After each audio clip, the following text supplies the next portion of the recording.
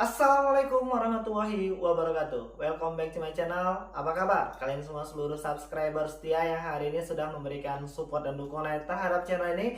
Terima kasih banyak untuk kalian yang mungkin sudah menekan tombol subscribe, like, dan yang udah nge-share semua video-video kita.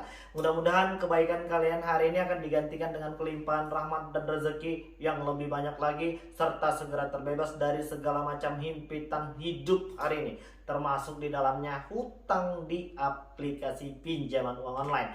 Amin ya robbal alamin. Oke, baik, sebelum memulai video ini aku pengen mengabsen kalian terlebih dahulu yang menonton video ini dari daerah mana saja. Kalian bisa menuliskannya di kolom komentar di bawah video ini untuk bisa saling berinteraksi dan bertukar informasi. Hari ini banyak banget pertanyaan terkait tentang aplikasi A, B, dan C. Apakah sudah punya debt collector lapangan, Bang? Nah, akan kita bahas pada video kali ini. Hari ini banyak yang pengen ngasih tahu, ya kan? Bahwasannya, Bang, aplikasi A, B, D, C, E, F, G, H, I, J, K, L, M, N, O bahwasannya sudah punya debt collector lapangan, Bang. Terus timbul lagi pertanyaan, untuk di daerah mana saja, Bang? Nah, ini dia akan kita bahas pada video kali ini. Oke, siapa yang hari ini sedang menggunakan aplikasi Shopee dan kebetulan diberikan kesempatan buat bisa pay letter dan pinjam uang? Dan siapa juga hari ini yang sudah menggunakan aplikasi Kredivo dan Akulaku?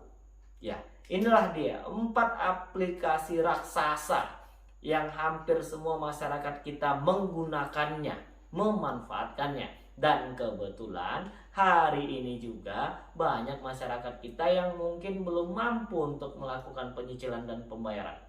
Dan bertanya-tanya, apakah 4 aplikasi yang tadi Abang sebutkan sudah memiliki debt collector lapangan? Dan apakah mereka adalah pinjol legal OJK?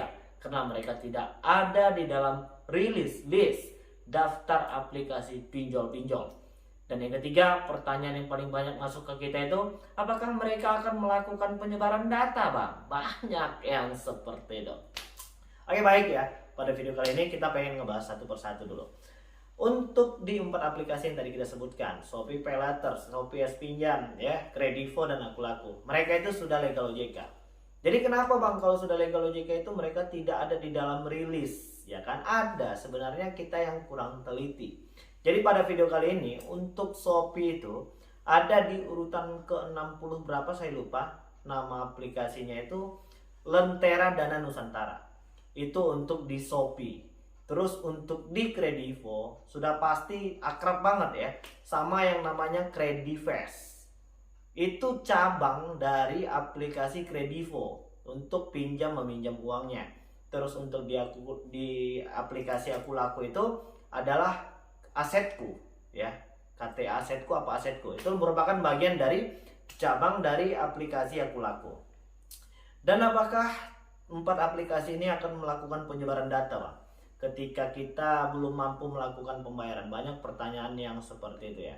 Sepengalaman aku pribadi, karena memang mereka ini sudah memiliki legal standing yang cukup jelas, ya kan? Setiap aplikasi-aplikasi yang memiliki status hukum yang jelas tidak boleh melanggar hukum, dan melakukan penyebaran data itu bagian dari melanggar hukum. Ya, apakah 4 aplikasi ini melakukan penyebaran data? Jawabannya tidak.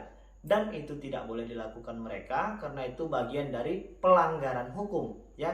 Jadi apabila yang 4 aplikasi tadi ini melakukan pelanggaran hukum, segera laporkan kepada pihak OJK, AFI, dan pihak kepolisian yang berada terdekat di kota kalian. Dan sepengalaman ini dan sejauh ini mereka itu tidak melakukan penyebaran data, ya kan? Jadi sudah cukup jelas. Yang selanjutnya terkait tentang debt collector lapangan. Banyak juga pertanyaan yang masuk ke kita itu, apakah nanti debt collector lapangannya akan datang ke rumah atau ke kantor, Bang, ya kan? Banyak juga yang seperti itu. Padahal aku udah sering ngejawab ya. Untuk pertanyaan-pertanyaan seperti itu sebenarnya aku pengen ngasih tahu, tidak ada yang perlu dikhawatirkan. Mau ada atau tidak, yang penting kita akan terus berbenah dan kita akan menyelesaikan nanti satu persatu permasalahan ini ketika kita memang sudah benar-benar mampu.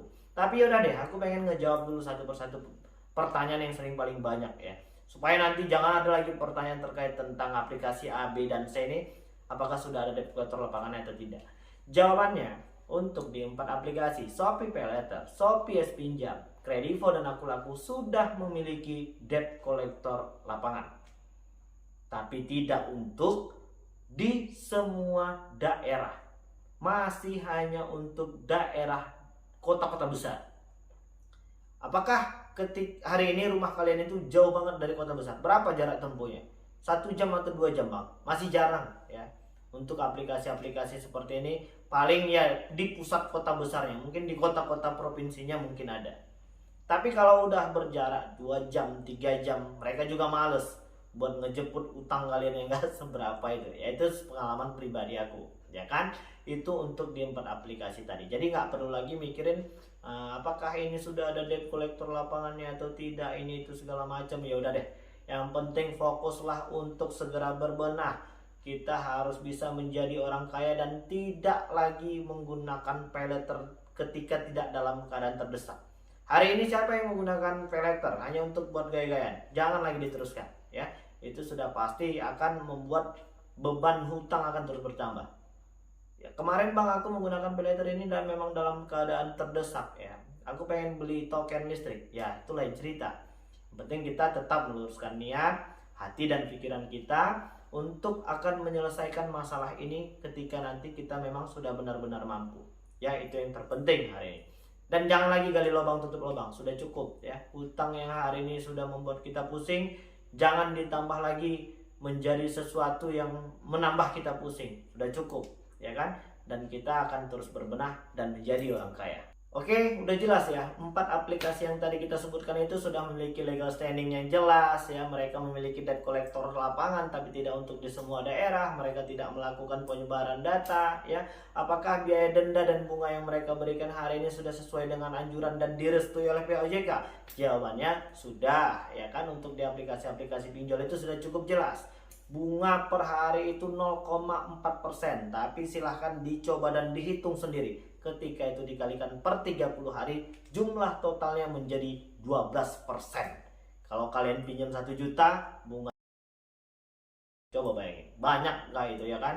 Kalau beli nasi padang mungkin udah berapa bungkus. Oke, itu untuk biaya denda dan bunganya. Jadi untuk kawan-kawan yang hari ini belum mampu melakukan pembayaran, ya aku itu pengen mengingatkan nggak usah mikir yang aneh-aneh lah. Terus saja berbenah, berbuat ya kan, dan kita tetap berjalan pada koridor yang benar, dan kalian tidak akan dipenjarakan ketika kalian memang belum mampu melakukan pembayaran di beberapa aplikasi-aplikasi yang tadi kita sebutkan. Ingat ya, yang hari ini sedang mendapatkan teror dan intimidasi katanya mau dibawa ke jalur hukum, mau dibawa ke kantor polisi. Hutang di aplikasi pinjol itu tidak diselesaikan di kantor polisi, melainkan di pengadilan negeri di kota-kota kalian. Ya, kalau memang aplikasi-aplikasi ini mau menuntut kalian. Tapi sampai dengan sejauh ini belum ada ditemukan aplikasi-aplikasi pinjol atau mungkin aplikasi-aplikasi yang tadi kita sebutkan menuntut debitur gagal bayar ke jalur hukum. Ya, tapi aku pengen mengingatkan dan mengajak kalian itu agar untuk tetap membersihkan hati, niat dan pikiran ya, supaya ini tidak lagi menjadi beban dan kita memiliki kesempatan untuk membayar semua hutang-hutang dan jangan lagi menambah deretan hutang.